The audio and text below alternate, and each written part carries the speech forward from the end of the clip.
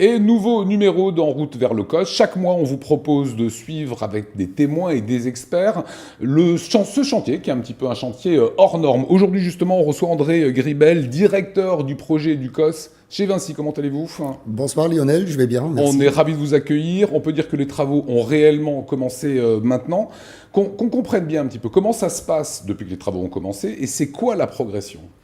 Alors effectivement, les travaux ont démarré sur le chantier. Nous avons engagé des activités sur une vingtaine de sites aujourd'hui. Toutes les semaines, en fait, les sites vont se multiplier. Autrement dit, en fait, sur la linéaire de 24 km, il convient d'abord de traiter des points singuliers pour ensuite produire ce qu'on appelle le chantier linéaire. Donc, voilà, il y a une cohérence dans les 20 sites sur lesquels vous travaillez ou c'est un suivi, ça suit la ligne du COS ? Alors ça ne suit pas encore la ligne du COS, ce sont des sites effectivement qui se situent sur le linéaire du projet, mais aujourd'hui on ne voit pas encore la continuité parfaite sur les 24 km. Ça va venir. Ça va venir. Alors justement, les premiers travaux de terrassement, ce que vous disiez André Gribel, ont commencé en début de mois, en simultané actuellement une dizaine de sites. On y était, reportage Mathieu Chanvillard. C'est ici, près d'Ittenheim, que les travaux sont le plus spectaculaires. Place au balai des scrappeurs, poussés par un bulldozer, ces engins raclent et emportent la terre pour la déplacer. Il s'agit là de la première étape des travaux de terrassement, à l'endroit où l'autoroute sera la plus large. C'est très large parce qu'il y a la barrière de péage, il y a des bretelles, il y a un ouvrage pour les flux, emmener les flux sur la RN4. Il y a le centre d'exploitation, le CEI, qui va être là-bas, qui va démarrer. Donc ça sera toute l'ingénierie et l'exploitation maintenance de la future autoroute qui sera installée. Plus au nord, entre Vendenheim et Egversheim, mêmes engins et même chorégraphie. Après quelques jours de travaux, la trace de la future autoroute est déjà bien visible. Et là aussi, la terre végétale prélevée en surface par les machines est précieusement mise de côté. Et les premières étapes de terrassement consistent à décaper la terre végétale, la mettre en cordon le long de la section courante pour la réutiliser en fin de travaux. Car c'est ici que l'autoroute passera au plus près des habitations. Pour limiter les nuisances visuelles et sonores, elle passera dans une tranchée qui sera ensuite recouverte. La terre végétale, prélevée et stockée, a donc vocation à venir reprendre sa place, mais cette fois au-dessus des voitures. Et André Gribel, directeur du projet du COS, est avec nous. Qu'on comprenne un petit peu la méthode, la façon de travailler. Vous avancez combien de mètres par jour ? Est-ce que c'est comme ça qu'on calcule ou c'est une méthode complètement différente ? Alors c'est pas encore un raisonnement par mètre parce qu'effectivement on réalise sur des ateliers ponctuels différentes tâches. Et par contre chaque équipe dispose bel et bien d'un objectif de productivité par jour et c'est uniquement quand on sera vraiment lancé dans un chantier linéaire qu'on va comptabiliser l'avancement par mètre linéaire. Pour vous donner un ordre d'exemple, sur le site d'Egversheim-Vendenheim, aujourd'hui notre atelier de terrassement produit environ entre 6 000 et 7 000 m3 jour. C'est énorme. C'est un atelier normal. Voilà, on n'est pas encore vraiment monté en puissance, mais ça va pas trop tarder. Alors on a ces machines énormes, les scrappers, je connaissais pas. Hein. J'ai découvert comment ils viennent d'où d'abord ces scrappers et comment les gens qui les pilotent sont formés. Alors, les scrappers font partie de notre parc matériel. Quant aux chauffeurs de ces engins, il y a une partie en fait des chauffeurs qui fait partie intégrante de notre effectif. Par contre, également, on recrute. On recrute pour ces postes spécifiques. Voilà. Et d'ailleurs, à ce titre-là, notre partenariat avec Pôle emploi a déjà porté ses fruits. Nous avons donc aujourd'hui, au sein de nos équipes, des habitués, des anciens, des gens qui conduisent ce type d'engin depuis longtemps et des nouveaux embauchés à qui on apprend aussi le métier. Alors j'ai appris qu'il y a une nouvelle façon de travailler en fait pour moi que je ne connaissais pas. En fait, quand on voit ces engins qui enlèvent la terre, qui fait des remblais en fait, c'est de la bonne terre végétale et elle est triée après cette terre. Oui, tout à fait. En fait, l'avantage de ces engins, en fait, ils travaillent comme des raboteuses, des décapeuses. Ouais. C'est-à-dire, nous avons la possibilité d'extraire les différents matériaux par couche.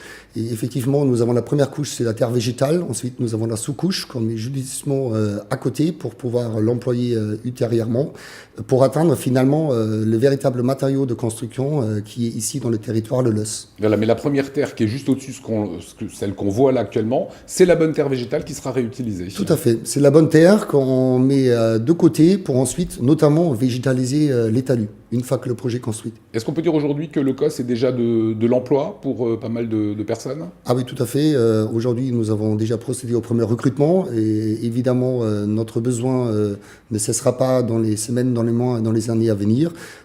Comme je l'ai déjà dit, avec Pôle emploi, le partenariat marche très bien.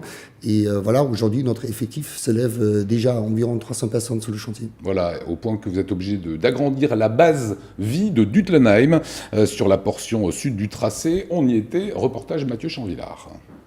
C'est le véritable quartier général du chantier. Dans le parc d'activités de la Plaine de la Bruche, ce bâtiment de 3000 m² en préfabriqué a poussé en seulement quelques mois l'hiver dernier. Il abrite aujourd'hui 150 personnes qui organisent les travaux des 24 km d'autoroute. Ce bâtiment abrite tout l'encadrement de travaux, la maîtrise d'œuvre, la direction de projet et aussi Arcos, notre client. Mais ce n'est qu'un début. Maintenant que le chantier a démarré, le site va lui aussi s'agrandir. Le but, pouvoir accueillir les dizaines d'ouvriers qui vont participer aux travaux. Ça a vocation à abriter les compagnons, les ouvriers qui viennent travailler sur le chantier. Et ces cantonnements servent à accueillir les ouvriers le matin pour qu'ils puissent se changer, les recevoir le midi dans des réfectoires et le soir pour la douche. Beaucoup viennent s'installer ici pour la durée du chantier et s'en iront une fois celui-ci terminé. Les bâtiments ont eux aussi vocation à être démontés à la fin des travaux. Voilà, c'est une base vie qui va accueillir combien de personnes prochainement? Actuellement, donc, nous avons vu notre base principale, donc, qui loge environ 150 étames cadres. Et la base vie secondaire qui est en cours de construction va accueillir encore une fois 200 personnes pour le secteur sud. C'est quoi les métiers qui vont prendre la suite? On a vu là le terrassement, les futurs métiers que l'on va découvrir sur ce COS. Alors les futurs métiers seront notamment donc les métiers du génie civil qui seront exercés sur le chantier.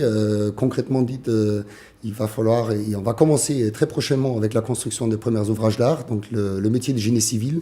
On va également continuer et démarrer avec les activités relatives au métier chaussée, c'est-à-dire on va commencer de dévier un certain nombre de routes pour pouvoir libérer les emprises pour la construction, encore une fois, des dits d'ouvrage. Voilà, c'est ce qu'on voit par exemple sur ces images-là quand on voit le COS. Il y a des ponts qui arrivent, ce pont pour l'instant n'existe pas, il y a une route, il va falloir bloquer à un certain moment la circulation et dévier.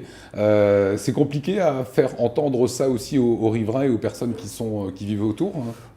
En l'espèce, c'est pas compliqué, il n'y a aucune complication technique. Maintenant, évidemment, il faut bien expliquer les choses. Nous avons d'ailleurs pris un engagement de maintenir en fait le réseau des routes secondaires dans la mesure du possible. Finalement, on ne ferme que très peu de routes, justement pour ne pas perturber davantage en fait la circulation pendant la phase de construction. Sauf qu'il faut bien avancer et on n'a pas le choix. Il faut bien avancer et pour ça, évidemment, quelques coupures sont absolument nécessaires pour pouvoir réaliser le projet. Donc des ouvrages d'art, toutes les pistes d'accès pour que les gens puissent travailler sont faites déjà aujourd'hui? Non, les pistes sont en cours. Les pistes, c'est un sujet important pour nous pour pouvoir continuer et pour constituer en fait une continuité en fait pour notre circulation propre au chantier, les chaussées et d'un point de vue métier qui vont prochainement aussi démarrer, ce sont les dérivations des cours d'eau, c'est-à-dire comme on réalise également les ouvrages de franchissement pour les cours d'eau provisoirement en phase chantier, il va falloir donc dériver les cours d'eau pour pouvoir, encore une fois, libérer l'emprise du futur ouvrage de franchissement. Ça, l'échéance, c'est quoi, André Grébel, quand vous dites ça? D'ici Noël, nous comptons bel et bien couler le premier béton, réaliser les premiers travaux de chaussée et dériver les premières cours d'eau. Et quand on verra le bitume arriver sur la route, ça sera quand? Alors le bitume, au titre des déviations provisoires, il va arriver, je l'espère bien, avant Noël. Aussi.